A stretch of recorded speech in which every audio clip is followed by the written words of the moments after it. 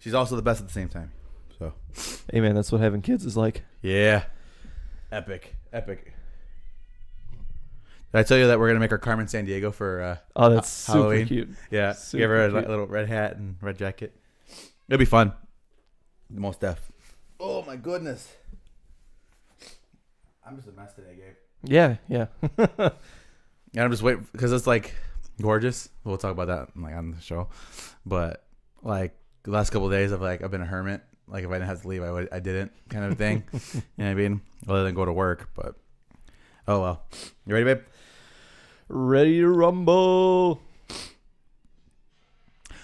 What is going on, guys? Welcome to the Second City Kids podcast, episode number 104. 104. You had to stop yourself there. You were about to say 104. Huh? I was, yeah, definitely. It definitely was a change of scenery in that. But yeah, man, we are back on a beautiful day. Literally a beautiful day. It's funny because I posted the other day. I was like, yeah, Chicago is the only place that's happy that it's 5 degrees out. Definitely. But dude, it's like 38. No wind. It's kind of nice. Yeah. I wonder how long this snow will last. It's weird because, well, we'll talk about, let's get into that. So this week we had record lows in the city. Actually really fucking ridiculous and really unsafe. But it's colder in Chicago than it was in Siberia and Mount Everest. Yeah. So, yeah. Antarctica.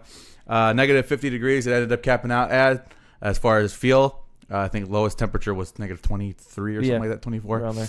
And it was just unnecessary, you know. But, you know, if you're from here, you know that Chicago's fucking what's the word I'm looking for? Indecisive whore. It's a Russian roulette, man. You can get all 4 seasons in like a day. Legit. Because right now it's like, 40 degrees and it's fucking gorgeous out. It feels like springtime, man. Yeah, fucking weird. And granted, it could be more pronounced because it was negative whatever the fuck. Yeah, man, we're having some jumps. Yeah. Because they're saying Monday it's supposed to be like 47. Like Yeah. that's like motorcycle territory, man. It is take the bike to work. territory. Yeah, that's crazy. I mean, it depends on what the slush looks like because the snow hasn't gone away quite yet. Well, because if there was no snow out, man, I'd be on the bike, but And you wouldn't, I ain't dealing with this. And you wouldn't have gotten stuck in my driveway. I don't know what it is, man. Like I want to slow down because I don't want to like fucking go on your grass. But then it's like if I slow down, I might get stuck. Yeah. So it's just this. I had to go out there and push Gabe out of my driveway. Yeah, we got me out though. Now ready to rumble. Yeah. With the podcast. All right, so let's go top down, man. We got a pretty straightforward podcast today. Yeah, man. So let's talk about Batman, man. The Batman 2021 new movie scheduled, and Ben Affleck is giving up the position of Batman. Okay. So I've heard this. I think Batman, I don't want to say it's become annualized, but I think Batman has become serialized to the point where now you kind of have to hand down the mantle because I feel like actors just get fucking fed up with it. Like Adam West hated playing Batman towards the end of his career. So did who's the next iteration? I'm bad with names. I'm so sorry. Like famous iteration? Yeah, with like the Keaton and Michael Keaton, yeah. Oh, it was Michael Keaton. Okay, Yeah. There we go. Yeah, and I think both of them wrote books about how they fucking hated being Batman. Why is that though? Is it with the role? Is it the what's it called, the costume? What is it about it that people hate? Well, I'm sure Keaton's Batman was the costume. I'm sure that had a big influence on it. That thing looked uncomfy. Yeah. I don't know, man. It might just be the repetitiveness of it, the entire like cash cow that is Batman. You know what I'm saying? Like especially Adam West. Was there like 3 seasons? Yeah, there's 3 seasons, and I think the first 2 were like 40 episodes apiece. Oh my god! Or maybe the last 2, but 2 of the seasons were pretty long. Yeah. And imagine that, it's like you're filming on a weekly basis and this and that, and like everybody knows you for being Batman. And the funny thing about it is that because I feel like later in his life, Adam West kind of leaned into it. You know what I mean? Yeah, he accepted it. So I get it, but yeah, man. So do you have anybody off the top of your head who you'd want to take on the mantle? I think. And we spoke recently about it. I think Henry Cavill would be great, but he's already Superman. He's already Superman, yeah. And that's the issue. I think Henry Cavill is a very malleable and diverse actor. Yeah. And I think he could fit the role, man. He just have to get rid of that swoop.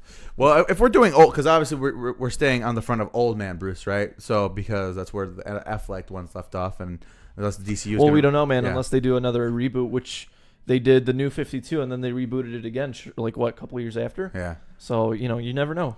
So I don't know. But I have an idea. Sure. And like I said, if you're looking from the old man Bat kind of perspective, he's an older gentleman, but he could pull it off. The physicality of it all. Keanu Reeves. Maybe not so much Bruce, but definitely the Bat. I could definitely think he could pull off the bat. Keanu Reeves is almost too good for Batman. Oh, you think so? I you take a absolutely shot think at so. Batman like that, bro? No. But like what Batman's become. Because I would say Keanu is rather, let's say, selective about the films he wants to do, right? He doesn't take everything that's tossed his way. Yeah. And I think if you're doing a Keanu Reeves Batman, you got to be very careful with that, because at what point does it go from John Wick in a rubber bat suit, which is probably what we'd want to see, to, oh, great, another one. Yeah. You know what I'm saying? I feel. Maybe if it was like a one-film kind of thing. Like a one-off? Like a one-off. Or if you took Keanu Reeves and made him... I don't know, man. He looks really young, though. You know, he does. You could play around with that. He doesn't look a day past 30, but he's like approaching 50, right? I think he's at 50 now. He might be at 50, but see, like, here's my thing. If you're doing Batman, especially if you're rebooting Batman, right? Because I think Gal Gadot's pretty much set for another movie or two. She's fantastic too. I think that's going to be the only constant in the DCU. She's the silver lining, that's for sure. And I think if you're going to redo Batman again, can we just skip the whole backstory? Like, we've seen it so many times. We've seen his parents die like 4 times. And we've just seen it done over and over and over. And it's like the same with Spider-Man. Like, we don't need another Uncle Ben dying. Uncle Ben. You know, we don't need that. If you're going to do it, here's the thought process I had. If you're going to do it, do a Batman film, right? But do it, like, just jump right into the story, you know? Just jump right into the action. Kind of how Dark Knight just opened up with the bank robbery, right? You just kind of dive right into the mayhem. Mm-hmm. But then you tell little bits and pieces through a flashback. You know, so like it'll be like a Batman monologue where he's talking to himself and he's like, oh, blah, blah, blah. And, you know, you don't have to have the backstory be more than realistically like 20 minutes. You know who did a good job of that? And granted, they're like you mentioned them earlier, they're kind of in the same ballpark in regards to like reboots and redos is Spider-Man. The new Spider-Man did a great job of that. Absolutely. They didn't go through the whole Uncle Ben thing. He already had his suit. He's like, well, hey, man, like this thing happened to me and here I am, kind of a situation. I'm saying, like, you don't have to write it off. It doesn't have to be, oh, ever since my parents died. But, it can be that. And that I wouldn't even call that a write-off. It's like you mention it. We know the story. We know how it came to be. But don't make it the whole film. Don't make it more than, like, half of the movie. You know what I think you and I pitched one time. This is when, like, when the news that Spider-Man was going to Marvel, that we just have Deadpool fall out of the sky and be like, you know the story. It's fucking Spider-Man. Yeah. All right, roll the film. You know, like I said, man, don't give us that backstory. Yeah, I feel. I want backstory for characters that, one, don't have it, two, that are, like, underappreciated. Like, well, I don't know if Captain Marvel's underappreciated, but... She is. But, you know, in the span of the MCU, yeah. Maybe not so much in the comics, but, you know, it's good that she's getting her own backstory. And... yeah, man, Keanu is an interesting idea. It's that fine lining, because I don't think Keanu has, like, a shit movie. There's probably one out there that we're not thinking of. And the Matrix movies towards the end were kind of garbage. But it wasn't because of him. He's a guy who aged, like his career got better through time. Because he started off as kind of the goofy comedy actor in the 80s with, like, the Bill and Ted and all that kind of stuff, but eventually kind of morphed into a more serious actor. And I've seen some duds, like the movie with Sandra Bullock that's crossing the lake house or whatever. It was okay, where they were like in two different time periods, but they were like communicating each other through this magic rail wax. But I mean, he like I said, I think he's gotten better over time. He's made more of a name for himself over time. He's becoming this meme lord almost, because he's like that guy who's like the ultimate badass on the internet because of the whole John Wick thing. And all that, and like the fact that he doesn't age like at all. This dude aged like fine wine. He did, yeah. Him and Steve Carell, both those guys did. We talked about that, yeah. And Steve Carell looks fucking great. But here's my thing, and the whole Batman thing. Don't give it to Keanu, because it would be not an insult to Batman, not an insult to any of the creative writers, directors, producers at DCU. It would be a waste of everyone's time, because Keanu Reeves, one, who even knows if he wants to do it. Wow. And two, it's like, why don't you get somebody young and aspiring? You know, there's my under oath fucking call for the day. But get somebody younger, man. Somebody that you can milk. Because Keanu, I promise you, he's going to be like 2 films. And they're going to be like, no, 6 films. 5, yeah. And he's going to be like, all right, now we're down to 1 film, and I want double what you offered me. You're probably right about that. Because, bro, he's an A-list actor. My only issue is with that is because of the universe that the DCU has set forth. You kind of have to go older now, because of the way the whole narrative is played out with the whole Justice League thing. Batman, Well, like I said, unless they do a reboot again. yeah, but I would be totally okay with that. But Wonder Woman was so goddamn good, Right. Yeah. Why not give me motherfucking we've spoken about this before, Batman Beyond. Let me get a younger Bats that's In the future? And hear me out. You don't even need to sign on Ben Affleck for another movie. You could just be like, we need half an hour of footage. Here's $100K, and it could be like Ben Affleck passing down the information to the new Bats, the Batman Beyond, and then you could have a cocky, young, arrogant dude, Michael B. Jordan, bro. He'd be a great Batman Beyond. He would be. He'd be headstrong. Think about it. He's got the role with Adonis Creed. He'd be like a headstrong Bats, and he's just kind of trying to go into everything, pummeling motherfuckers. And then Ben Affleck's like, listen, you are the symbol of justice in Gotham.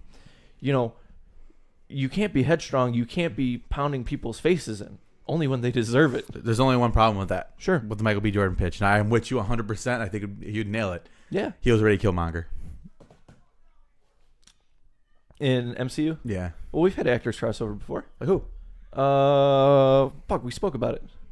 It'll come to me. I'll bring it up next week. There's only, not really crossing over because it was still at Marvel, but Josh Brolin, he did Thanos and he did Cable, but that's still Marvel. Yeah, but now I'm curious to see if there's like a clause where it's like you can't do any I'm sure Marvel there is. movies. I'm sure there is. I'm curious. But I think he's a great pick because... Well, all right, hear me out, right? I'm sure there's a time period where it's like you can't do like a DC movie within the next 2 years or whatever, but Killmonger wasn't all that important. And frankly, granted, he was one of the better parts of the Black Panther movie. Definitely one of the better villains we've had recently in the Marvel. I don't think he's going to make a comeback realistically. Like, there's no need for it. Bring him in as Batman Beyond. Because Michael B. Jordan, he's a younger guy. He's, 26, 27? And I don't know if he's that young, but he's like 30. He's 30, early right? 30, yeah. He could do this role. He's proven himself in the Rocky franchise that we love, and he's proven himself in the MCU, which, like I said, highlight of that movie, arguably. Mm-hmm. Come on, man, it's perfect. I'd agree. I already see it. And you get rid of that stigma of, oh man, Batman's not black because it's not Bruce Wayne. You get rid of that whole entire thing. Bring it in with Batman Beyond. I like that. That's a good pitch, Gabe. Or bring him in as a Robin. Bring him in as like a Tim Drake Robin, where he just goes kind of off the wall. Yeah, see, now we're playing. Because, granted, I don't think he'd make a great Dick Grayson, because Dick Grayson was kind of I don't want to call him pussy, but he was a Boy the Scout. Lightest. Yeah, he was the lightest of the Robins. Yeah. Bring him in as Tim Drake, man. Have him be the Who'd Red be Hood. great, though? Now that we mention it, he would be a great fucking Red Hood, though. Yeah, I was just saying, bring him in as Red Hood. Yeah. So have him train under Batman, and then boom. What's up, bitches?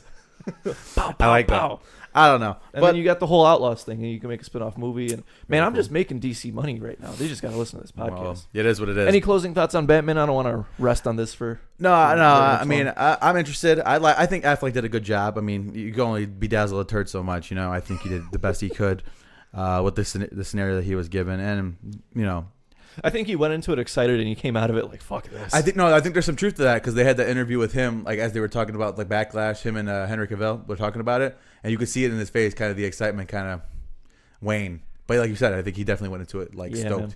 But it is what it is. Moving on. See, I think Christian Bale got out of it the easiest. He did 3 great films. All of them were bangers. Yep. And now he's on doing other great things. Yep. This is absolutely true. Except for the whole, I'm Batman thing, probably following him around to his grave. I don't know. You gotta take it with a grain of salt, man. Yeah, I mean, because it makes sense, but at the same time, you're like, man, you couldn't do anything better. But with Affleck's back, they had the whole voice distorter, but you're like, oh, that doesn't. I don't really like that either. Sounds too fake. There's no winning in that scenario. I don't think there's no winning. And Batman doesn't need to be this deep growly motherfucker necessarily. Definitely. So real quick before we move on to the next genre, I finally got to check out Ant-Man versus the Wasp Ant-Man and the Wasp last night. Finally. Okay. It was Solid. a good, man. It kind of followed the same vein as Ant-Man, where it was kind of a good heist movie, a good chase movie. I know you don't like him.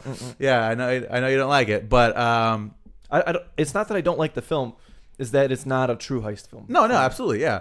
No, I agree with that. If you're looking at it in the context of a heist film, it's actually quite bad. I mean, if you look at it in the context of a superhero film, wow, this is actually pretty decent. Yeah, I mean, it has that heist element, right? There's that chase element. And Michael Pena is fucking phenomenal. Yeah, he's hysterical when he goes through the whole thing, and his friends are like, my cousin. Yeah, and they're in the movie. They made a joke. He's kind of like a juice box. Like, you got to listen to the whole song. You know what I mean? So it was really good. I enjoyed it. I was really intrigued by the villain. I guess she's kind of the villain, more of like an anti-hero character. I enjoyed her work, and it was a good film overall.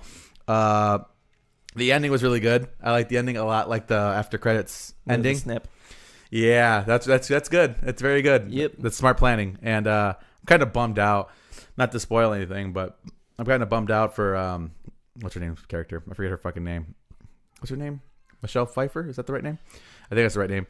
Where she like just came back into existence in the normal realm, and she gets snapped out of existence the moment she fucking walks back in. It is what it is. But existence is pain. Yeah. So I enjoyed it, and we had a good time. And me and my daughter watched The Incredibles 2 yesterday. We watched The Infinity War. We just had a very cool superhero marathon movie night. Get around to mid-90s, man. You gotta sit down and watch. I'm working on it. All right. I got like 2 films you gotta watch. It was like negative 500 degrees this week, man. What do you want me to do? It wasn't that bad. But yeah, so I enjoyed it. That's just something I wanted. Very cool. Let's talk some gaming. Let's do it. So last week I said I'd give a review on the Resident Evil 2 remake. Yes. All right, let's talk. Ooh, I don't like the tone, Gabe. I don't even know where to start with this.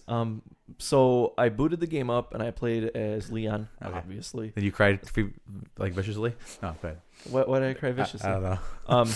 Fun fact, I think like 79% of at least the PC players picked Leon first. I thought that was an interesting statistic. Yeah, because Steam cranked it out. They're like, 79% of players play Leon on their play Leon's story first because there's the 2 stories. What percentage of that was male?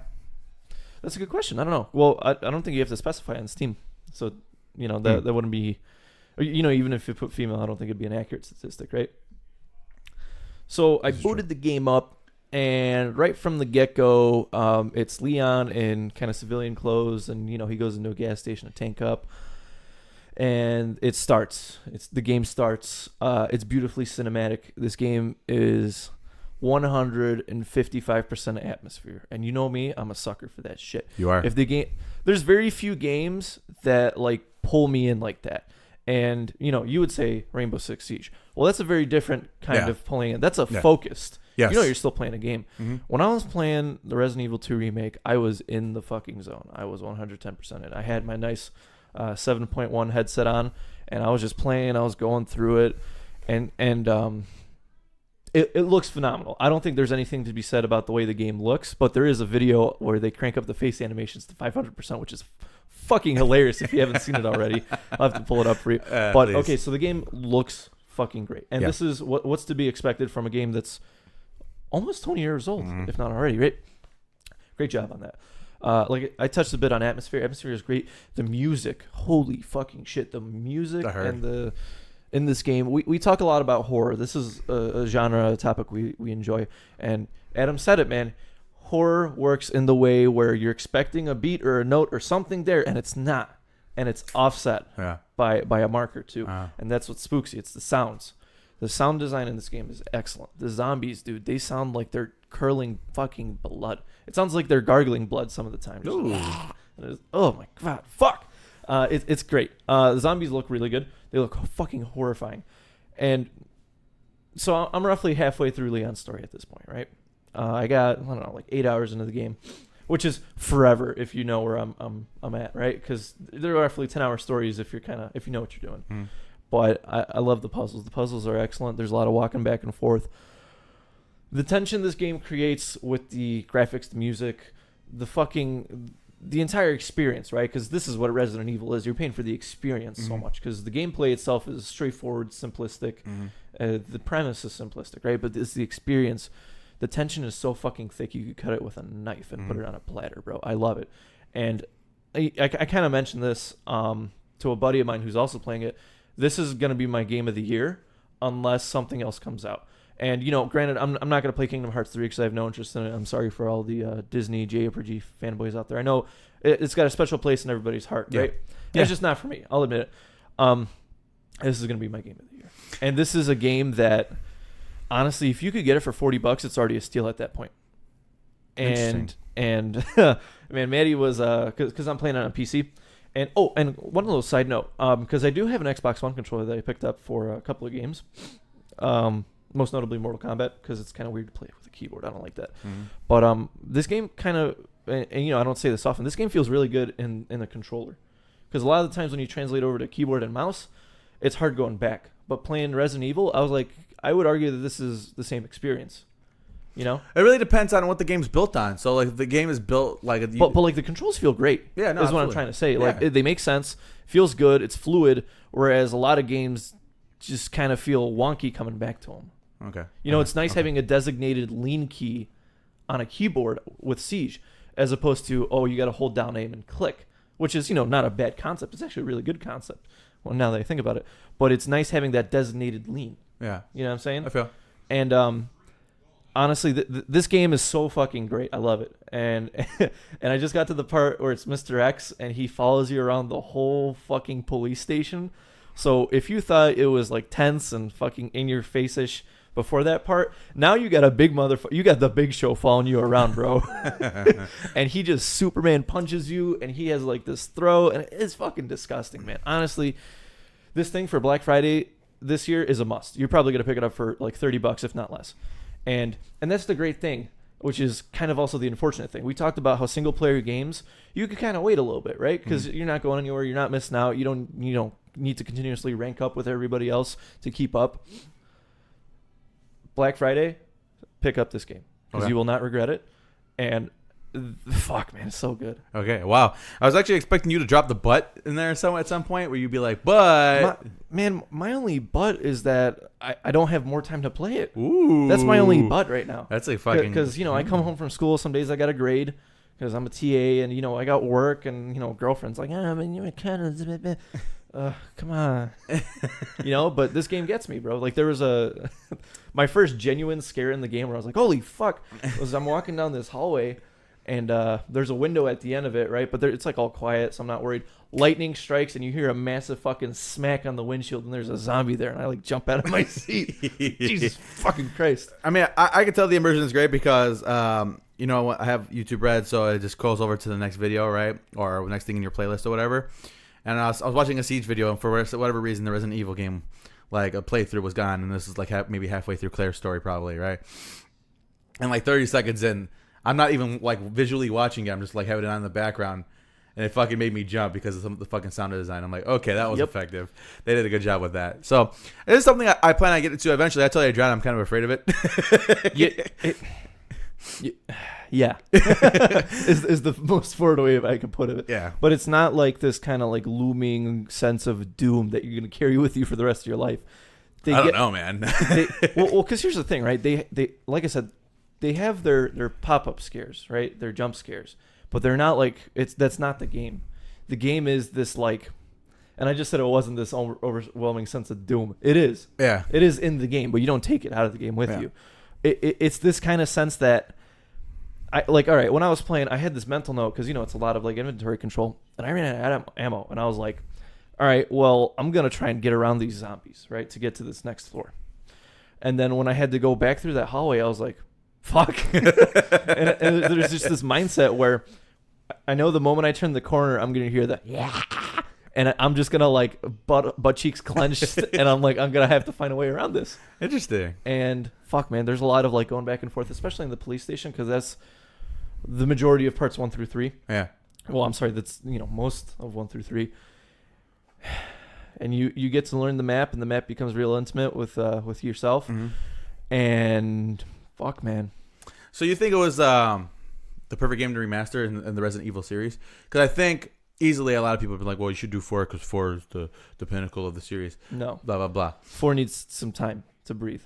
Well, my thing is like, I think it was the perfect one because of the gameplay differences. Yeah. Between 2 and because here's the thing. What are you going to do with a 4 remaster? Just bring it up to 1080p? Just bring it up. Yeah, just bring it up. That's all. Bring it up That's to all. 4K. That's all you would do. That's all you're going to do. Yeah. But like I said, the designers, Miyazaki took great care because they said, we redid a lot of these rooms, we redid a lot of these structures. It's still going to feel like Resident Evil 2, but it's some newness to it. Yeah. It's a breath of fresh air, Mm-hmm. And that's the argument for it. You don't have the fixed camera anymore, which is fucking great. Excellent, yeah. It is the best thing that this game could have ever needed. It was like thing 1 that they checked off, right? Uh-huh. And you're right, it was the perfect one in the series to remaster because Resident Evil 2, some people are going to argue like, oh, it was 4 that was great. Right, I get it. But 2 was like the OG pinnacle, right? No, I agree because I think if they went with 1, I think the story didn't age very well, right? I think kind of the premise didn't age well because the majority of that was in the house. If I'm correct, right? Resident Evil 1, majority of it was in a house. I don't think it aged very well in regards to bringing it up to this one. This one, however, 2, like you said, changed the game. Was the original one that changed the game, and I think they took 2 was the one that brought the horror, man. It really did. Mm-hmm. And you could say that they could remaster 3, and I'm sure that would have been a strong contender if 2 wasn't an option. Mm-hmm. Because like I said, look, man, 4 is too recent to do a remaster, man. How long ago did 4 come out? 2008. It's 10 years old. Oh, that's not even that old. Yeah, definitely not. Like what are you gonna do to it? You're just gonna make the audio better, probably support 7.1 surround sound, which is a feat in its own. But I can't imagine it'd take a whole 2-year development cycle, and then bring the graphics up. And then at that point, it's like, well, do you redo all the models and all the landscapes, or do you just slap a texture on it that brings it up to speed? Because I'm sure they could have half-assed that, slap some textures on it, translate the audio to 7.1, re-release it, and then people would have freaked the fuck out. But they did justice to the Resident Evil franchise, because we saw what 7 was, we saw what 6 did, and we're back to form. And seriously, this game is excellent. If you could get it for anything under $60, it is a steal. You are robbing them point blank. That being said, I didn't pay the $60 for it. Like I said, I got it in the promotion. I would happily pay $60 for this thing. Wow. I would very happily. Big words from Gabe. Yeah. Yeah, like I said, and you don't have to get it right now, and that's the best fucking part. You go, wait, man. Wait till Halloween and turn that shit on. No, I don't want to. Yeah. My buddy has some big fucking huevos, because he's played the Dead Spaces, and he's played some of the other Resident Evils. And that's not the crazy part, is that he's like, I'm not playing this in the daylight. I'm like, wait, you mean to tell me you wait till the middle of the night to crank this open? He's like, yeah. I open up my window. He puts the surround sound on, and he plays this game. And I'm like, in the middle of the night. He's like, yeah, in the middle of the night. I was like, dude, you got some fucking massive balls. I remember one time when I first watched the first time I remember watching The Exorcist. It was in the middle of the night, and the moment she walked down those steps backwards, I'm like, I'm not finishing. Did you have stairs in your house? Huh? Did you have stairs? Yeah, in your I did. House? Yeah, I have 2 flights. Yeah. And one of them, there's a door leading into the basement, so you could close the door. But dude, whenever I had to turn that thing, especially after watching that movie, I was like, nope. I did the 3-stair hop all the way up into my bed. I was like, oh no, dude. I feel you. I definitely don't play that. I definitely feel you on that one. So like I said, I had to shut it off and finish it in the morning. It's just the line that I had to draw for myself that particular night. So I don't want to give it a rating because I haven't finished it, and I don't think that'd be fair to the game.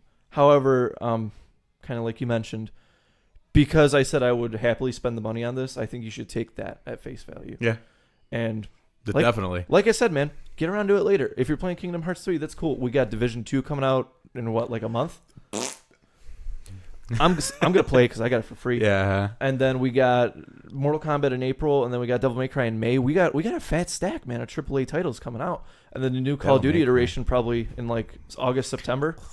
Right, yeah. Yeah. But still, you got a fat stack of AAA game titles coming out. If you could get this game for under $30 on Black Friday, get 2 copies.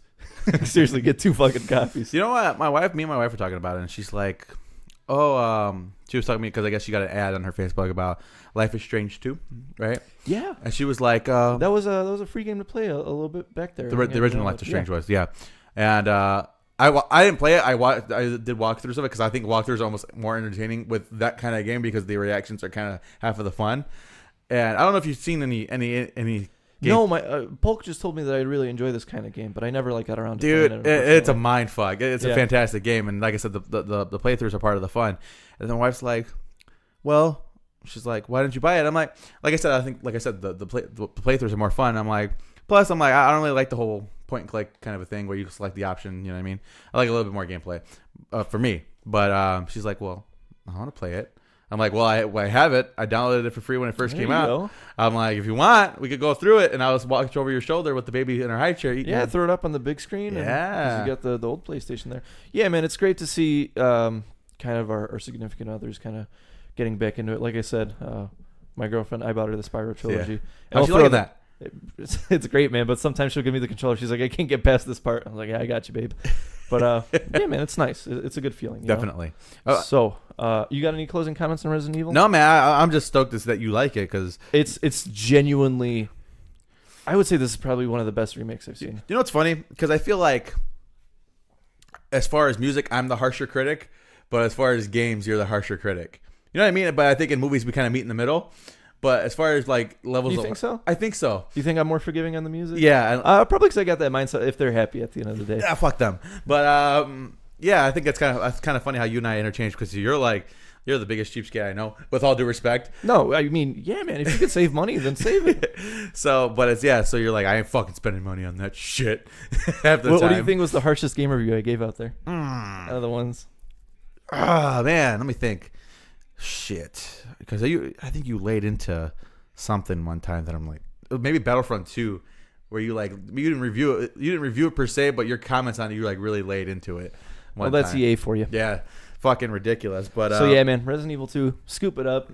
Not now. If not now, then later, man. But seriously, this game, magnifique. Ooh, magnifique. Beautiful. And I'm honestly like, I'm like very pleased by this game, but it's even more pleasing that I didn't have to spend dedicated money to that because it was money I was already spending towards a part. Yeah. I got it for free. So. Yeah, absolutely. All right, what's the next topic? All right, so petition for a surprise combatant. Great, more Mortal Kombat talk. Yeah, real quick though, because Kano was confirmed. Kano was confirmed. Yes. Now they were gonna do the combat cast on the 30th. Canceled, but it was thick ass cold. Yeah, they obviously canceled due to the inclement weather. They are a Chicago-based company. Siberia. And they didn't want anybody to die. But yeah, so Kano was confirmed. Mm-hmm. I'm not really pleased by that. We don't need any more Kano. It's not bring Kano's son in. It's not the Kano. It's the way he looks. Yeah, my buddy pointed it out. And here's the thing: he does kind of look awkward. He looks a lot thinner, cartoony. He kind of looks like a Fortnite character. I wouldn't put it quite there, but yeah. he's definitely he's less bulky. He has a smaller frame. His face, I don't have an issue with his face. It's the way everything comes together. I think it might be the costume plays a big part into it. Maybe.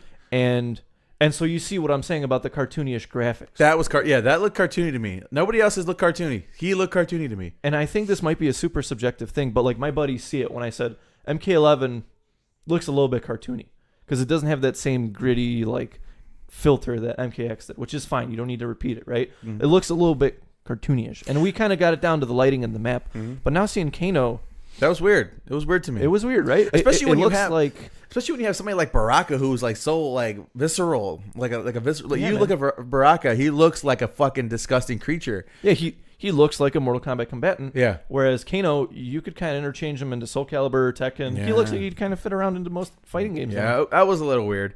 Also, people are like a general excuse for how thin he was is like, well, if you're going back to the past, it's like, well, that's bullshit because the last MK9 Kano was massive. Yeah, MK9 Kano was fucking huge, and it was like brick, bro. Yeah, so I don't know, but yeah, I'm not gonna get into that. So what's your petition? No, it's not my petition. You probably seen this meme rolling around the internet, but there's Shaggy. Yeah, no, not happening. Here's the thing: Ed Boon tweeted it out. Yeah, and we know how Ed Boon is. What is going on with this Shaggy thing, though? I don't. Here's the internet. They find the most obscure reference or thing or whatever it may be and cling on to it. So here's how I believe it started.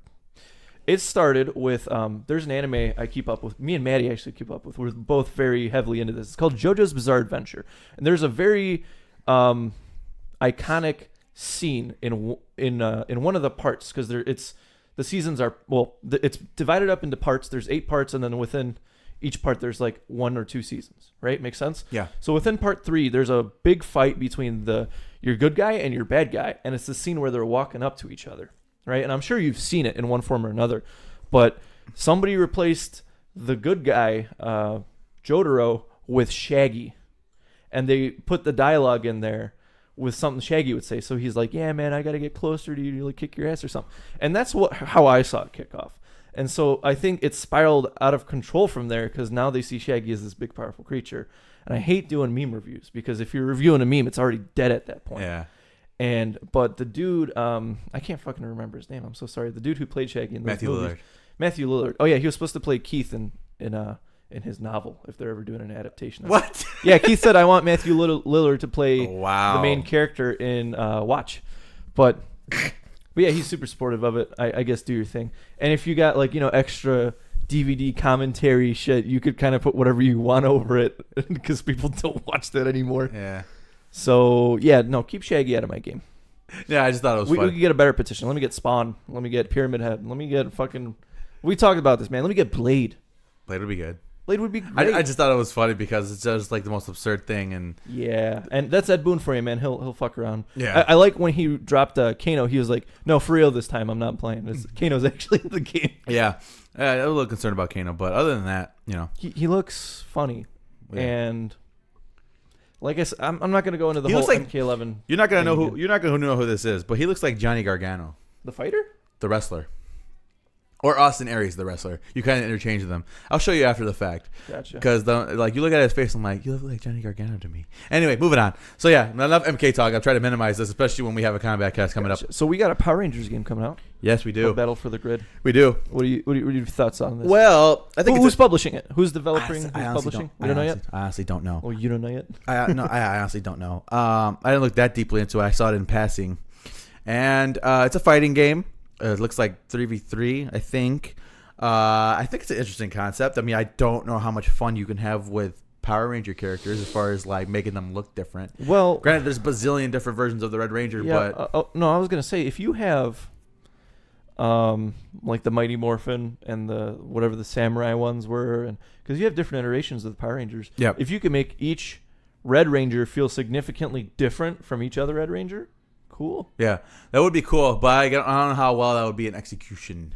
It's a little weird. It looked a little wonky to me. Honestly, gameplay wise, it kind of looked like a mobile game. So it looked a little iffy to me, but I think it's kind of an interesting thing, and that all these kind of these games are getting like fighting games now, because like with the Dragon Ball Z and stuff like that. I think the fall of MVCI kind of did that, and Street Fighter V kind of being underwhelming. I think kind of opened the doors for these other games to kind of come in and test the waters. I'm sure those games contributed. I think it's the fact that I would argue that a fighting game is easier to construct than like an FPS.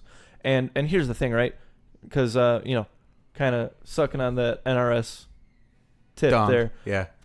Yeah, they make fighting games, but they make well done fighting games. Mm-hmm. And I think that there's a clear distinction there, because I can make you a fighting game. I've done a 2D platformer with some combat in it, for a project once. I think it's easy enough to make a fighting game, but it's something completely different to make a good fighting game. Yeah, I agree. And I would say that's probably one of the genres that's probably easiest to translate into. So I'm sure you could have done like I don't want to call it an open world, but like let's call it a role playing game, right? With Power Rangers. That would have been cool. With a cool story and stuff. I'm sure that's more time investment and money that people just don't want to put into a dead franchise realistically. Yeah. Because Power Rangers was the shit when we were growing up, man. Saturday morning special, bro. I remember that. Mm-hmm. And granted, there's a lot of cool Power Rangers lore. There's a lot of cool villains, but how long can you keep this thing going, man? Forever, apparently. They haven't stopped yet. Do you? Yeah. But, I don't know. I just thought it was interesting because, like I said, the door's kind of open because of some of the giants kind of taking a step back. Well, that's the thing. Who's this game being marketed towards? I don't know. Because is it kids? Kids don't watch Power Rangers anymore. Is it us? We got MK11, man. We got Street Fighter V. We got all these good games coming out. And this is a point I made with one of my buddies. Granted, these games are bloody and visceral, but we don't love them because of that. We love them. We love the gore. All right, let me rephrase this. We don't play bloody and gory games because they're bloody and gory. We play those games because that blood and gore is an attachment to the franchises we like, to the game types we like, you know? Yeah. So I can't imagine that Power Rangers is going to get an M rating. No, absolutely not. Definitely not. I mean, it would surprise me if it gets a T rating, honestly, because just the way it looked. Does it look cartoony? It's kind of cartoony, and my issue is, like I said, it kind of looked like a mobile game, and maybe they should have just made a mobile game. The hit stop thing, yeah, like a Star Wars Galaxies thing, you know, or what was it the fucking where you have the squad of 3? And you ever play that mobile game? I played it for a bit there. Oh, yeah, okay. I think Galaxy of the Heroes of Galaxies. Yeah, like Galaxy of Heroes or some shit like that. Definitely. I just thought it was interesting. Like I said, but from like a mechanics standpoint, like the hit stop, I don't get. You know what hit stop is? Basically, what person hits the game like stops and freezes or whatever. I don't like that. It kinda bugs me. I'm kind of curious to see from a fighting game perspective what the frame data is going to look like. Because I can't imagine that there's guys in there that are designated frame data guys, you know, like, oh, this move has like 19 frames of startup, it's gonna be, you know, unsafe on block or some shit like that, you know, where they're probably just gonna be like, okay, well, this has a longer animation, so it's gonna be like this, you know. No, I definitely think that's part of it, and I don't really see. Granted, you know, here's the thing: fighting game community is weird. I think we can sum this up very nicely in the following statement. Power Rangers is cool, and it's nice to see them kind of make a comeback with the movies, but making a Power Rangers fighting game is a total unnecessary move and maybe a misstep in the wrong direction. I think it would have been awesome in the late 90s. Yeah, on on NES. the PS1. Or on the, fuck it, and the NES. Fuck it. But, so yeah, I don't know. Honestly, a mobile game would have cut it. If they were really trying to get into the game market, a mobile game would have cut it. Yeah. And just put microtransactions like every other fucking mobile game. Facts. But yeah, so that's all I wanted to talk about in that regard. So, moving on. So, as I mentioned this previously, when the Sony dropped out of E3, Xbox has stated they're going to go big. Well, at my point, realistically, they got 2 spots to fill. Yeah, they're going to go big at E3 this year. And I'm like, well, that's funny. Because in comparison, anything you put out will be big compared to Sony. Because yeah, I mean, 1 is always going to be greater than 0. Exactly. So I thought that was kind of a funny statement, and it's like, well, now you decided to go big. Well, all right. Here's the thing with the consoles. PS4 had an excellent marketing campaign, an excellent launch, and it was just, I don't want to say issue free, but it was a lot smoother than what Xbox One had to go through. Mm-hmm. They marketed it as an in-home entertainment system, which if you're even buying something like that, why not just get a fucking like a Shield or something that's not an Xbox One? That's fucking what, $500 at launch? Yeah. The Xbox One has made a come around, and it is a rather viable system now. Yeah. I'm not going to get into logistics, but the Game Pass is, what is it, like $5 a month if you get the yearly? And you have that was a weird noise. And you have access to like 200 games. So right off the bat, you already have a massive archive, blah, blah, blah, right? And they're doing good things, and the Xbox Adaptive Controller that we covered last year. Excellent. Great moves by Microsoft. But now we're coming to the end of the life cycle of both systems. And granted, that's not going to be right now. That's not going to be at E3. They're going to be like, yeah, we're done. It's probably going to be in the next year or two. You know, where they announce the next one. And I have rumors for the thing. But what is Xbox going to unveil now? What can they do? What I mean, like, let's think. The console war is coming to a wind down, at least for this gen. Yeah. But my point is, what can they come out with that's going to shake the world? Honestly, Halo? A Halo, maybe? No, that's not even going to shake the world because Halo fans are already fucking disappointed. Yeah. The Master Chief Collection was a shit show, and they just got that working properly in the last couple weeks. Jesus Christ. They fucking soiled one of my favorite franchises. I'm sorry. And I was already weird about 4, and 5 was a complete and utter shit show, and it sucks because Halo makes more money in all the stuff that aren't the games anymore. The books, the comics, the figures. Okay, all right. Back to form. Gabe got red there. Here's what they're gonna do. Okay. They're gonna drop some AAA titles. They're probably gonna drop, I don't know, 1 or 2 exclusives, and then they're probably gonna talk a little bit about future plans, new controller design, obviously, because that's one thing that Microsoft is really good at, designing the controllers. And Sony's got some good ones. Microsoft's got a shitload of good ones though. They got a much more handful, and plus the whole controller customization on the site. Tell me that wouldn't be cool for a PlayStation controller. Right? They're probably going to talk about some system updates, and that's going to be it. But they said going big. What big? Like what could they do? Did they already drop the Scarlet? That like new Xbox One where it's like almost the power of a computer? Yeah, they did that already. That's dropped, right? Yeah, they did that already. I don't know what they're going to do. What's big? Because you're an Xbox guy. Well, You previously were. I would say I'm a Microsoft guy. I think that's a fair statement. Yeah. What do they got? What exclusive do they have that could shake things up? The only thing that I could possibly see kind of like fucking up the landscape right now is if they come out with some ridiculous bundle, like a brand new like base Xbox One for like $150, 2 controllers and 3 games. That's the only thing that could realistically shake it up. Because then if you don't have a next gen console, or if you're looking to get an Xbox One, $150. I feel like for a new thing with all those, you know? I feel like they've kind of fucked up their exclusives though, because like you said, Halo's one of them that you said that's kind of fallen from grace. Titanfall is no longer. Yeah, Titanfall is not exclusive anymore. There's people I know that are excited for Gears, but that's also fallen from grace. Gears, that's another one that's kind of fallen from grace. Like what do they have? Forza, or is I think the new Forza might not even be exclusive. I don't know. Titanfall is no longer an exclusive. We talked about that. They're gonna have to, it's gonna be after something that surprises us, and I don't think it's gonna come from an established franchise. I think it's gonna have to be new, because I don't know. This is just me, and granted, I'm a little bit of a fanboy, admittedly, but as far as new shit, they haven't come out with anything new that really has improved, or like anything new that's really like shaken up some shit. You know what I mean? Because I think they lean heavily on those games that were exclusives, the Gears, the Halos of the world, stuff like that. But those are milked. Yeah, those are something that you've exhausted those. So what next? Because they haven't really come out with the new IP. Yeah, you're right. If they're dropping an exclusive, it's got to be brand new, or it's got to be. They got to have taken some studio by the balls and twisted them until they're black and blue and talking about you can't release this on the Sony. Yeah, man. I guess we'll see. And like I said, Microsoft, when they want to deliver, they will. And I'm sure this is a good time for it. And it'll probably be something neither of us expected. I don't know. I guess we'll have to wait. I think we have solid speculations, though. Yeah. Because, like I said, I don't see it coming from an existing franchise. It has to be something that's fucking like some Cyberpunk 20-something or whatever. But that's not going to be an exclusive. I know, that's my point. But it has to be something on that kind of like, out of the blue. Yeah, out of you're like, wow, what the fuck is that? It gets people talking, because I feel like a lot of people who are fans of the established franchises are kind of just left disappointed the last couple of years. Sour taste in their mouths.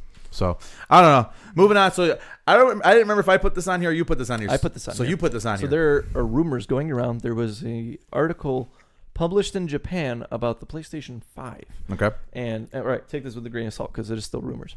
It has backwards compatibility all the way from PS1 to PS4. Okay. That's interesting. And the way it was explained was that the processor in the PS5 has integrated like nano for the other processors, being the 4, 3, 2, and 1. So it'll understand the game types, and it knows how to work with it. And that's the way it was explained. I didn't get a chance to read the article myself. It was something I caught wind of. Thoughts? Well, I don't see anything. I think that's interesting. I think it's kind of hard to believe from my standpoint, or from the standpoint of a Sony person who's been a consumer for a long time, because they have, outside of the two, they just basically said, fuck it.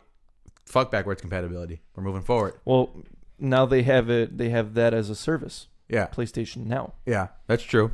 But overall, I think as far as like including it, because then at that point they kind of negate that business practice, the whole PlayStation Now thing. Sure, but if you're coming from Xbox, or if there's like a library of games you want to play that you don't have, PlayStation Now is still not a bad option. This is true. Here's my thing.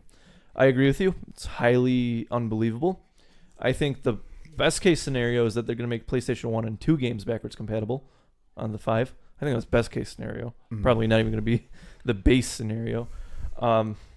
If that's truth, I think that's going to be a massive selling point. Yeah. Because the reason I got an Xbox 360, because my mom was bitching. She was like, well, what about all your old games? Well, I could play them on the new console. What do you mean? I don't have to throw them away. They're still good. You know, and that was like a big selling point for the 360, for the previous gen.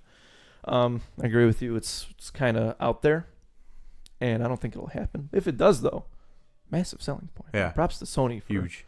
For kind of giving up that. Fuck a copy. While we're on the console wars, I want to quick shout out to Sony, because they dropped my favorite of this gen. They dropped my favorite kind of diss track to Microsoft, and they did a thing where it was like how to share games on the Xbox One, and I went through this whole long process, right? And then it's like how to share games on the PlayStation 4. Just give it to your friend. Go. Yeah, I love that. So good. I saw that. Yeah, I thought that was interesting. Good stuff. All right, so those. Talk to me about the PlayStation Plus games for February. So, okay, we got some good ones. I think they're okay. You could go ahead and test them out yourself. But obviously, January had Steep and Portal Knights, which I guess is pretty good. But this month, now these are games that came out a while ago, but I think they're interesting. The PlayStation Plus games for February are For Honor. So if you want to be really... My buddy is still very heavily into that. Really? He keeps, what's the word? Proponing it, or... pitching it? What? Pitching it? Yeah, pitching it. There we go. That's a much more elegant way of saying it. So that's one, For Honor. Now, this game just had a sequel that came out, which kind of flopped, but I heard it was good. Hitman. The new Hitman. The newest... So the newest one is on PlayStation? The newest reboot. So the one that was previous to the one that just came out. Okay. So... with all the contracts or whatever on it as well. So I think that's good. I think it's a solid lineup. I don't know how popular For Honor is anymore. I played the beta. I thought it was all right. But well, hey man, now's the time to download it, check it out if it's even worth your time. guess so, because I'm deleting Steep because I got bored of it after a while. It was alright. But Yeah, man. Sometimes the games are hit or miss, but it's all up to preference and stuff. Definitely. But yeah, so those are the games of the month, and yeah, if you guys want to go ahead and check them out, go ahead and do that. Very cool. So I have a rewrite this You do. on this week's. You do. And okay, so let's talk alphas, betas, and I want to make the clear distinction. These are not demos. These What are about Charlie's? no Charlies. Oh, okay. I'm talking about alphas and betas, open alphas, closed alphas for games, right? And I want to make the distinction now. These are not demos. These are not demo discs. You remember demo discs? You Yeah, ever have any of those? I remember the fuck out of those. I do. Good shit. They were fun. Those were snippets of games that were completed, and they gave you a level to play through. Yep. Alphas and betas now are more often than not 1 or 2 online multiplayer modes in the prettiest maps with all the good stuff in the game, right? And it's supposed to be polished. It's supposed to make you want to buy the game, right? That's what. Betas, not so much alphas. Okay. Yeah. Well, I think that kind of encompasses it, right? Yeah. Here's my proposition on how we change this and what makes a better consumer provider relationship. Do you know what a bug chaser is? No. Okay, so there's 2 types of bug chasers. The first one, what I'm not talking about, is people that chase STDs. That's what I'm not talking about. The second type is an IT term for a kind of like the modern cowboy. I think it's a pretty interesting concept. So you're a security professional. You're an IT security professional, and you go on websites that are kind of like bounty boards. And they tell you, hey, here's some stuff you need. Break into our system. Have at it. Document it. Submit it to us, and we'll give you a payout. And there's low-level payouts for easier stuff like here's $50. And then there's crazy-ass algorithms that'll pay out $100,000 plus. Oh, shit. So it's modern-day cowboyism. It's digital cowboyism. And I like the concept of it. So here's my proposition for the alphas and betas of the world. Here's what you do. You do the same thing. You do the bug chasing. You do the cowboyism for alphas and betas. So you have people go in, and if they experience a bug, you have them document it, screenshot it, whatever they can, right? To get it down on paper, they describe the issue, they submit it. Then you have people on the receiving end, right? On the provider side, you have like a team of IT people. And one, they notice any trends. So if there's a massive influx of people that's saying like, yeah, I get black screened when I spawn in, they're like, oh shit, maybe this is a real issue. And this isn't just a one-off thing. Maybe we should seriously look into this. And so what they do is they review these cases and they look through it, blah, blah, blah. And then they reward the bounty hunters with in-game currency. So here's the dynamic you have. You have a symbiotic relationship between the two. You have these bug chasers actively looking for bugs, glitches, and shit like that. And so what they're doing is that they're trying to actively improve the game and saying, hey, this aspect of your game is broken. Here, I have all the documentation on it. I'm going to submit a ticket. Then you have the people on the other end also actively making the game better, but now they're rewarding the bug chasers and they're providing in-game currency. So what does this promote? This promotes the idea of, hey, I have a shitload of in-game currency. Maybe I should actually buy the game. This is just the beta. So now when you buy the game, you buy whatever the fuck you want right off the bat. Thoughts? I think it's interesting, but my only thing is that because of the way the internet works, people do that shit for free for them anyways, 9 times out of 10. Yeah, I'm sure there's ways for it to be exploited. Yeah, because people do it for free anyway. So like, oh my god, let me fucking get in contact with Ubisoft fucking support. I don't want a fucking black screen in this beta. What the fuck, Ubi? What are you doing? Oh, I'm sorry. We had different mentalities on it. My thing was that once somebody finds a pretty common glitch, then everybody's gonna submit it. I wasn't thinking about that. I was thinking about more about along the lines of like they get that kind of same service for free already. So I don't think they would pay people to do it. You know what I'm saying? Yeah, but in a closed beta environment. In a closed beta, that's a different story. But like right? the big open betas, yeah. I think the concept is good. Yeah, I think it's not a bad idea. I think it needs to work some kinks out. And you're like I said, it's in-game currency. So and here's the thing, right? Ubisoft already kind of has it for Rainbow Six because I have access to test servers. Granted, I don't really fuck with it until the new ops get announced and I get to play them, right? Because any other time I'm like, whatever. But they have the same thing. In exchange for getting all this new content, the new map, the new operators early and getting to play them, you now kind of have this moral obligation because there's a glitch bug ticketing system now. So if you encounter something, fucking screenshot it, write up what you were doing, what happened, and submit it, and they'll review it. And that's kind of the give and take. You don't have to do it. By no means do you have to do it. Mm-hmm. But it's this kind of thing that's like, hey, we scratch your back, scratch ours. Yeah, I think it's interesting. And, I do it, of course, because I understand. I'm a software developer. Uh-huh. I understand when something goes fucking AWOL and now you're pulling hair out. Yeah. So I think it's interesting. I think that was an interesting take, man. Yeah, I think it's cool. I think it's kind of an interesting thing. I don't know how like I said, the implementation of that would be a little bit hard, I think. But, hey, it's not a bad idea. Yeah. I'm just trying to improve the gaming space that we're living in. Yeah, I think that'd be nice. 'Cause, like, I think, what kind of piggybacking off what I said, I think there is a level of entitlement when it comes to the consumer, when it comes to betas and alphas, right? So if things don't work, even if they know they're playing a beta or an alpha, if something doesn't work, they're gonna like rake the company through the coals. And if you have somebody who's actively looking for these things to improve it, it's a different story. Well, like I said, there's low-level bounties on these boards that said, yeah, well, if you get this kind of error, it's like a 50-cent payout. Yeah. It's not anything crazy, and most users do encounter it. We're working on a fix.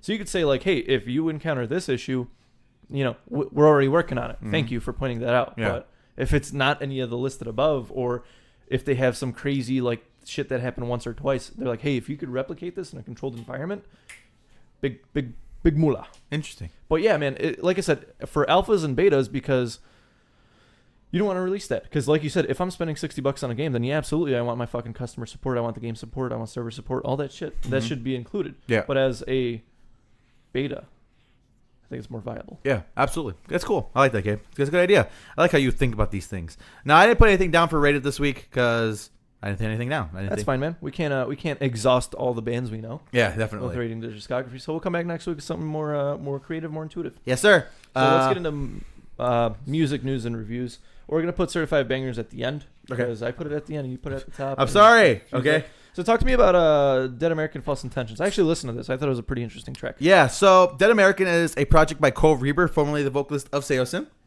And this is a band that's kind of catching a little bit of press recently. I think they just announced the tour with somebody big. I'm sorry, it slipped my mind. They also played with Seosin recently. We talked about that. So they had an EP came out last year. It's called The Shape of Punk. I enjoyed it. I thought it was a good EP. Yeah, I took a listen because I saw this on here and I was like, I want to be prepared. It's interesting because, you ask 100 people, what is your definition of punk? You're going to get 100 different answers. Yeah. And if we're looking at a musical genre specifically, I wouldn't necessarily call this punk music. No, definitely. But as an ideology, yeah, it's punk enough. Absolutely. And I think they're kind of an interesting band because they're kind of a hodgepodge of kind of interesting. A lot of things. There's like a hip hop influence, a little bit of industrial kind of a vibe. I would say it's more industrial than metalcore, honestly. Yeah, because it has that old man, I don't want to sling mud on the name, but it has like that old Disturbed vibe, that like Cold Chamber vibe. Yeah, it's funny because it sounds like Sleepwave to me, a little bit of a Sleepwave vibe, which is from Spencer's other band. It sounds kind of like that. Rock, they have kind of a rock and roll influence too. I would say like Angels and Airwaves too. Yeah, almost. Yeah. It's like the best of the B-sides of bands. Exactly. Say that 5 times real fast. No, I'm not gonna do that. But so yeah, man, it's an interesting project. I'm gonna keep my eye on it because assuming that the single came out, assuming that they're working on a full length this year. And I'm excited because I think, especially coming in from a veteran of the scene, so to speak, I'm looking forward to what Cove does here. So a lot of people say that if you want to be successful in the music podcast, whatever industry that you're in, you got to make yourself stand out. Mm-hmm. And going into this track, I was like, okay, this is probably some thick hardcore band Jake found and wanted to spotlight. and granted, a lot of those bands you point out are great. Yeah. And then some kind of fall through the cracks for me. I'm sure it's the same way, vice versa. Absolutely. But I checked them out, and I didn't really know what I was getting into. Mm-hmm. I kind of listened to it, and the funny thing was, as I ended up listening to the whole song, which I don't really do for a lot of things that I'm just kind of poking around at, and I was like, that was pretty interesting. Mm-hmm. And like I said, like you said, it's hard to classify this. It's kind of hard to contain it. It's like morph. Yeah. But check it out. I think you won't be disappointed. Absolutely not. Because like Jacob mentioned, it's veterans. They got this weird, distorted, Salvador Dali vision that they're going for, really. And I think it's interesting enough, man. And I think that's going to pique my interest in the full length or the EP, whatever they're planning to drop. Absolutely.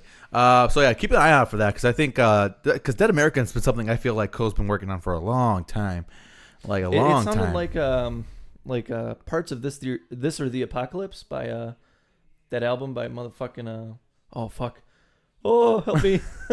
What is it? What's the album? This or the Apocalypse? What's the album called?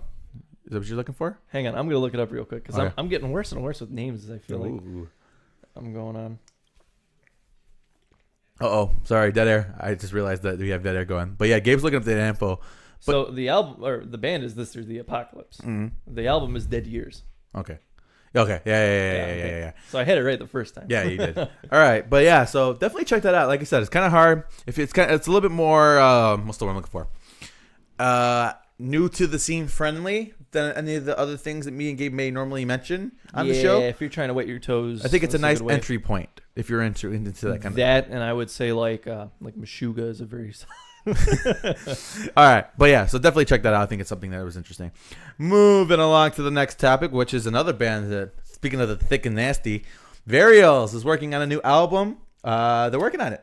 What do you feel? How do you feel? Varials is great. I put him in the same category as Knocked Loose. Granted, Knocked Loose is a lot bigger, I'd argue. Varials needs more attention. Yep. I also want to mention Gideon's in the studio. So Gideon. So we're going to get a lot of thick, nasty boy chug albums this year. Thick with double C, no K. Like 3 C's, bro. Yeah. So that'll be fun. I think it's interesting that a lot of there seems to be this overlap between a lot of like the emo rappers I enjoy and a lot of the hardcore bands I enjoy, because like one of the rappers, Puya, did a crossover with a band called Volumes, which is a hardcore band, and they did a crossover. But at the same time, Varials came out of Pennsylvania. Yeah. And a lot of these both genres, a lot of like the heavy hitters are coming out of PA. Like, is it that fucking boring out there? I guess so. I made the comment that when I came back from Lancaster, I was like, yeah, I get why August Burns Red is so angry all the time. But I think it's interesting, that a lot of both genres come out of Pennsylvania. Yeah, that's a little weird. What was I going to say? I saw a meme the other day. And it says, the scene from Predator where Carl Weathers and Arnold Schwarzenegger fucking do the most manly handshake in the history of all time, and it has the thing in the middle that they're agreeing on. It has it said the emo SoundCloud rappers and hardcore or Big Titty Goth Thoughts. No, it's not Big Titty Goth Thoughts. It was playing your ex-girlfriend's voicemails in your songs. And that was the thing that they agreed on. I thought that was funny. But so yeah, man, we're down with the thickness this year. You know what I'm saying? And I'm excited. Very cool. I think. Well, yeah. All right. Let's talk. So our 10-song set list was decided off the year's Chelsea Grin this week. Mm-hmm. You got your 10-song set list? I do. Oh wow, cool. All right. You want to go first, or should I go first? Go first. Go ahead. All right. We're gonna open up with Playing with Fire. The song is a fucking banger all the way through. Love it. Mm-hmm. Gonna go into Hostage. 3 is Dead Rose. 4 is Four Horsemen. I think that song's underappreciated. I really enjoy it. Still, when Alex is in the band, I think Tom will do more justice than a half to that. Then we're gonna kick it old school with Cheyenne Strokes or Shane Strokes, whatever you want to fucking call it. See You Soon. Another underappreciated hit, which is off the newer album, Eternal Nightmare, the closing track. I think it's fucking great, instrumentally and vocally. Lots of good stuff, lots of nitty gritty in there. It's like a 7-layer casserole, like I said when I gave the review. Check that out. And then these last 3 are gonna be absolute psycho, breaking arms and mosh pits. My Damnation, into Kruka Banger, into Recreant, and it's just all those throwback goodies that made Chelsea Grin, put them in the spotlight. Fair enough. So, real quick, I want to mention the fact that Gabe is a little bit bigger of a Chelsea Grin fan than I am, but I have a lot of the new album because I enjoyed the new album, right? Yeah, it was a solid album. So we're going to open up with Recreant. I'm going to open up with it. Oh, yeah. Okay. I'm going to open up with it. Sonnet of the Wretched, The Wolf, Outliers, Nobody Listened, The Foolish One, Across the Earth, Dead Rose, and Hostage closing out. Wow, you had most of the new album in there, huh? Yeah. Damn. Yeah. I'm a fan, man. You didn't play My Damnation, huh? I don't know. I guess not, man. Or Playing with Fire. I think those 2 should be staples in any Chelsea Grin set. But cool, man. No, I'm glad you enjoyed the new album because we had some. I don't want to say debate. We had some chat about it though, and I definitely liked it a lot. And I didn't know where you were on it. But I definitely enjoyed it more than anything they've put out. Cool. I will say that. I think Tom is a good addition. Absolutely. And it's kind of funny because now none of the original members of Chelsea Grin are in Chelsea Grin. Man, Chelsea Grin got good when everybody left.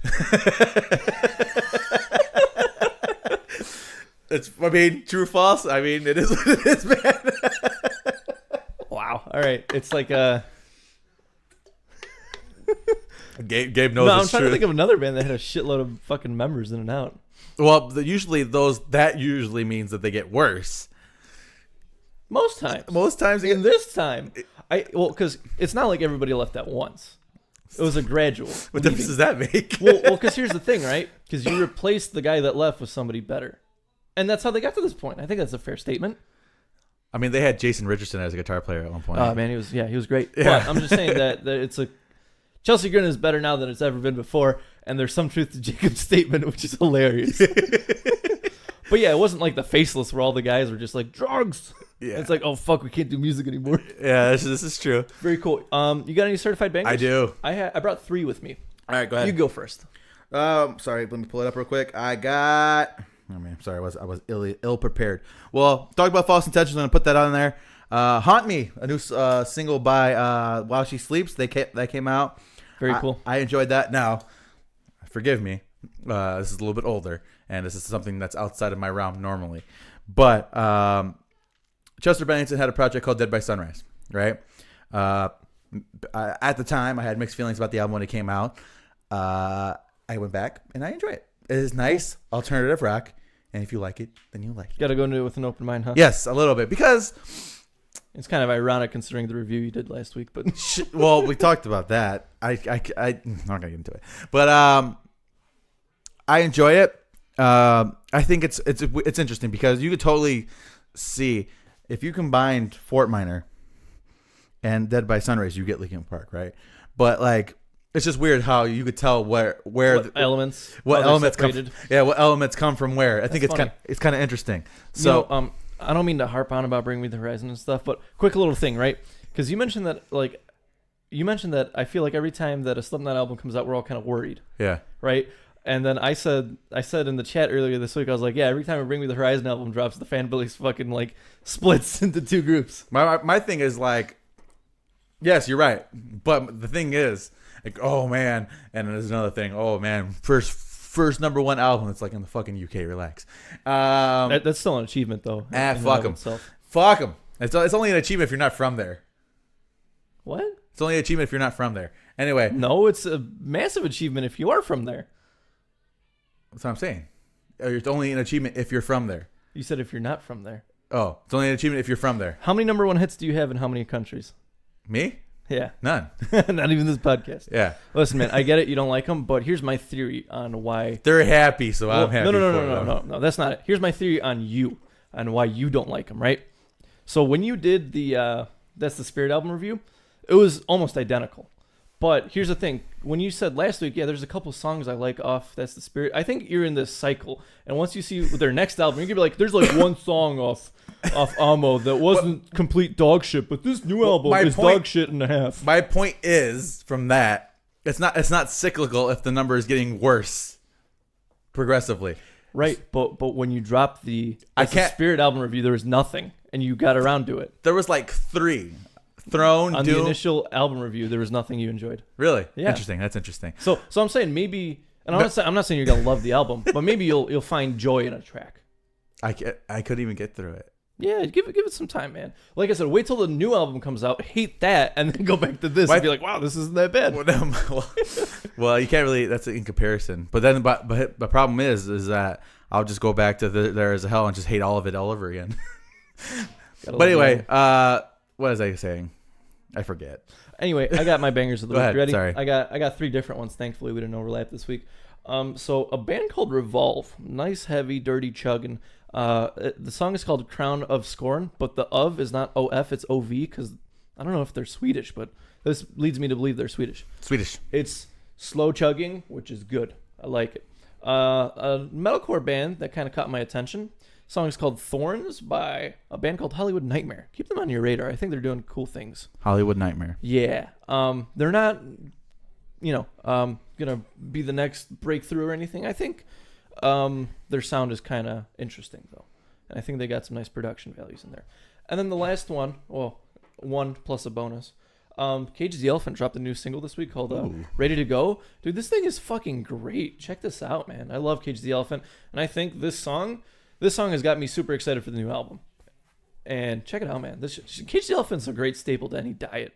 No matter if you're a jazz musician, if you're a metal musician, whatever the fuck you listen to, Cage the Elephant, great staple. And then my last one, there was a Pete McConan Fall Out Boy collaboration. I quite like it. Interesting. May not be for everyone. I'm going to throw it out there. I quite like it. Interesting. All right, so real quick, let's agree on air so I can remember when I look back at this and remember who we agreed on. Sure. I picked Chelsea Grin, so you could do it this week. Let's do Ice Nine Kills. Okay, sure. Yeah, I'm interested in what you would pick. I have an idea, but I think you could probably predict my set list. it's more about the order that I'm interested in. Cool. Yeah, because I think you and I will probably line up. It's more about the order that will probably be the difference, I think. Cool. Gotcha. Yep. All right, Ice Nine Kills 10 song set list next week. Gabe will probably like, oh, I had 7 because I only like 7. I'm sure I could come up with 10 Ice Nine songs. It's just Ice Nine as a band is kind of. I feel like the more I think about the whole gimmick thing, the less I like it. I agree. I think I can see the point on that. And somewhere in the future, my sister's screaming at us over when she's listening to this back. But it's besides the point. Well, my sister's a fucking they're mark. Good musicians. Absolutely. It's just the gimmick that it goes too far. No, it doesn't. You got to go far with the gimmick. That's the whole thing. I think it cuts too deep. How about that? There's a difference about like embracing it, but I think it's too much engraved into the foundation of who they are. Yeah, you hit it on the nail there. There's Necrogoblicon has a gimmick. Yeah. And they have a song called We Need a Gimmick. And it's hilarious. Talking about how goblins are from outer space. And they're going through all these different their gimmick is they are a gimmick. That's their gimmick. Yeah, they embrace it and they do it to the full extent. But at the end of the day, they're still good musicians. Yeah. Actually, Necrogoblicon is a terrible comparison. I'll get back to you with a better one. Slipknot. Masks? Yeah. The mask is a gimmick, but it's not ingrained to the fabric of the band. Yeah. Yeah. You should expect it. You should want it. The masks aren't the music. Mm-hmm. Yeah, I like that. That's good. That's much better than Necrogoblicon. And, you know, it's funny because I really do like Necrogoblicon. I know you do. I really like Ice Nine Kills. I'm just kind of like. I really like Ice Nine's Kills. I don't really. I think it's, we're inversed on this. Yeah, we're inversed on this. Yeah. You know, it's the gimmick thing. Okay, here's the difference. I think I know. Necrogoblicon doesn't take themselves seriously. That's fair. Come on. Do you remember Warped Tour? I do. You guys angry? Great song. Magic Spider. 10 out of 10. Interesting. Well, but we'll get back to you with the 10 song set list. I'm not doubting their musicianship. I'm not doubting their showmanship. I've seen them live. They're great. I like the songs. It just comes to a point where Halloween is over, and that sucks to say, you know? I think the most important thing for them going forward is the next album. Is it just another horror movie based album, or are they going to try something different? Don't get me wrong. Use horror elements. Be horror inspired. We kind of talked about this with Motionless in White and I think Ice Nine. No, yeah, one is a mango tea, and the other has a mango infused tea. And mango infused, yeah. You know. Yeah. So, yeah, I guess we'll see. Take inspiration from the stuff you love. Don't copy it. Okay, that's fair. That's fair. All right, so that's it. Is that it for the show? I think that's it, man. That's our yeah. Good stuff. That was fun. So we went about an hour and 15. So with that, you guys can go ahead and like us on iTunes, Spotify, Google Play, Spreaker. Yeah. Spreaker. Yeah, we got added us to Spreaker. Stitcher Radio, TuneIn Radio, all this good stuff. You guys can go ahead and find us on there. Leave a like, comment, subscribe, all that good stuff. Other than that, man, tweet at us. Tell us how garbage this podcast is. Oh yeah, and we'll agree with you. Yeah, right. It couldn't be that bad. We got 100 episodes in the can now, so it can't be that bad. You keep coming back for some reason. Still trying to figure that out. Don't make me doubt next week, buddy. All right, but other than that, yeah, we're good. That's episode 104 in the can. But until then, next time we'll guess deuces.